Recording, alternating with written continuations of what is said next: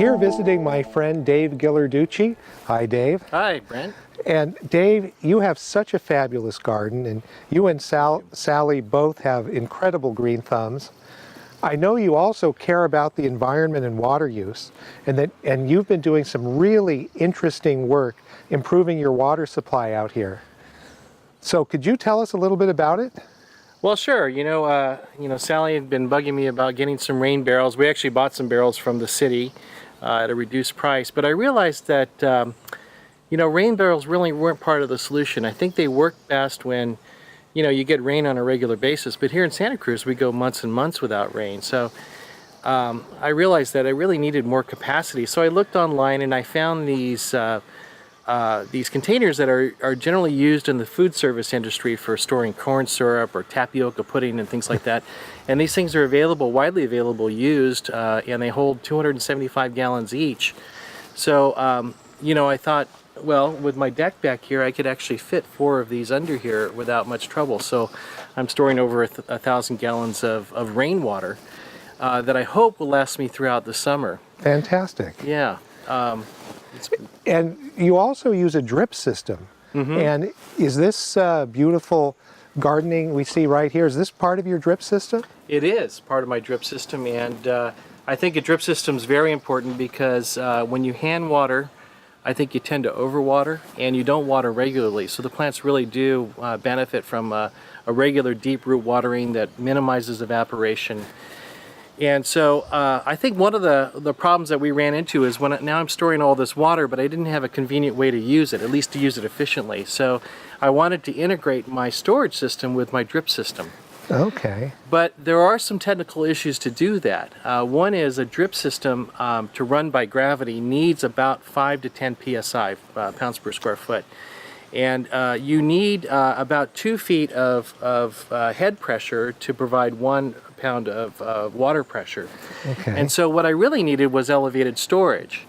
And I didn't want to put a tank in my attic, but I was fortunate to have a balcony where I could add a more or less a staging tank at elevation that would provide about 5 pounds of pressure to my drip system. Okay. And so you're connecting your drip system, your rainwater capture system. Yes. Anything else? Well, we also realized that we use a lot of water in the house, and water that's perfectly usable for at least a garden, and that's what's commonly referred to as gray water. And so we do capture as much gray water as we can. This is as simple as obviously taking shorter showers, but also capturing that water that sort of bounces off your body. Me with my big size 12s, I can't stand in the bucket, but the rest of my family can all stand in the bucket when they shower. That shower water goes directly into the bucket, and then we pour those buckets into our gray water holding tank, that tank that I talked about that's higher up. That's bigger than a normal bucket, right? We're not talking about a gallon bucket? Oh, no, it's about a 5-gallon bucket. Okay. And the bucket also serves another purpose, that when I look down and I see it's getting full, it's time to finish up that shower. Oh, okay. Yeah. It's a timing device as well. Exactly. So you have integrated a drip irrigation system, mm-hmm. which is saving water and helping the plants, right? A rainwater capture system, mm-hmm. and a gray water system. That's right. And you've set it up in a way that's basically invisible to the eye, and it's working together, and you think it'll provide water for an entire summer. I think it'll make it through the summer. Here we are mid-July, and I have about 2/3 of my tanks left. Fantastic. Could you show us in more detail what's going on? Absolutely. All right, let's take a look. All right, so after I take my shower, I can come up here and take this bucket that we use in the shower and pour it directly into this gray water holding tank that I have at elevation. And I don't really worry about the shampoo or the kind of soap that we use in the shower. The plants seem to like whatever we use. So I don't think it's necessary to buy super expensive all-natural products. The plants seem to be doing fine with it. So what we have here is a storage system for rainwater, and these are what are called IBC containers. They're actually used in the food service industry internationally. They hold 275 gallons apiece. I was able to find these used. from an outfit in Campbell for $90 each. So rather than stringing together, I would have to string together, 20 55-gallon barrels to get near the capacity of these 4 containers. And these containers are fed by a downspout from my rain gutter. And the downspout just goes into one of the containers, but these are interconnected that allows the levels of the tanks to self-equalize. So in a sense, these 4 tanks are acting as one single tank. Okay, so earlier you saw that tank up on the balcony, and that tank is actually fed into this system here by a garden hose that then connects to my drip system that runs out and waters about half of my yard with a drip, and this is all run off of a timer. One of the things about drip systems is they're most efficient because they provide deep root watering, and this is a slow process, so it requires that each zone be watered for at least 60 minutes. And that's just a gallon per hour, but that water goes in deep and you get less evaporation. It's much more efficient. But the problem I ran into is if I wanted to run this water from ground level to a drip system, I didn't have enough pressure to do it. So that was the reason why I put the tank up on the balcony. And the other advantage is if I did use these ground level tanks, I'd have to have a pump run for at least an hour at a time to be able to feed the drip system. So I didn't want that to happen either. I thought gravity was the most efficient way. So this pump actually helps me integrate the rainwater and the gray water together. So this green hose comes from the 4 tanks that you see under the deck, and that is my sort of backup water supply.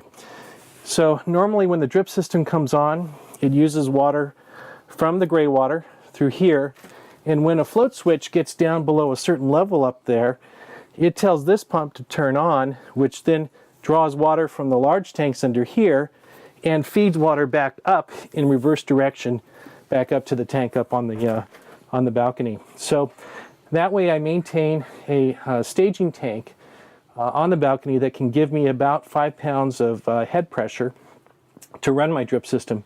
And this pump only has to come on occasion when that tank runs down. The other advantage is that most municipalities don't really like you to store gray water. When they talk about laundry to landscape and so forth, these are all assumed that the wash water goes directly to the landscape. It's not stored in any kind of container. I think the concern is public health reasons, because that gray water is not really sanitized. It could grow bacteria and so forth. But the tank that I have up there only stores that water for about a day. So it's really just a temporary holding tank for that gray water that gets used preferentially. And then again, the rainwater is the backup. Okay, so Brent, here we are. This is the final product here. This is the water coming from that gray water holding tank up on the balcony. And you can see there's plenty of pressure here to run the drip system. And what's important to note is that if that gray water does run out, and it will run out after a little while, then the rainwater will kick in and supplement the supply without any interruption whatsoever. So are we using any city water at all right now to irrigate this plant? No city water. Fantastic. And there really are 3 different water-saving features to this. One is the drip system itself, which provides the exact amount of water that you want to apply to the plants. The second is your gray water system, and the third is your rainwater system, all integrated together. That's right. Fantastic. Well, we've been speaking with Dave Ghilarducci about a very interesting system he's put into his house. He did it himself, and it's cut back. How much water, in fact, would you say it's cutting back for you? We've cut back our water usage by about 1/3. Fantastic. Just by this system. Well done, and thanks, Dave, for explaining it to us. You're welcome.